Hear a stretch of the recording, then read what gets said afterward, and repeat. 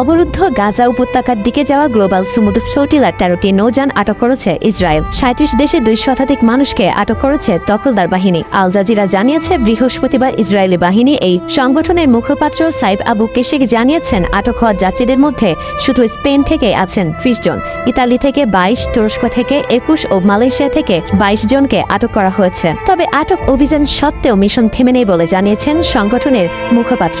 এখনও প্রায় 30টি নৌকা ভূমধ্যসাগর পেরিয়ে গাজায় পৌঁছানোর চেষ্টা করছে। 31 আগস্ট স্পেনের বার্সেলোনা থেকে যাত্রা শুরু করে এই বৈশ্বিক ত্রাণ মিশন। 40টিরও বেশি নৌযানে রয়েছেন প্রায় 500 মানুষ, যার মধ্যে আছেন ইউরোপীয় পার্লামেন্টের সদস্য, আইনজীবী, চিকিৎসক, সাংবাদিক ও মানবাধিকার কর্মীরা।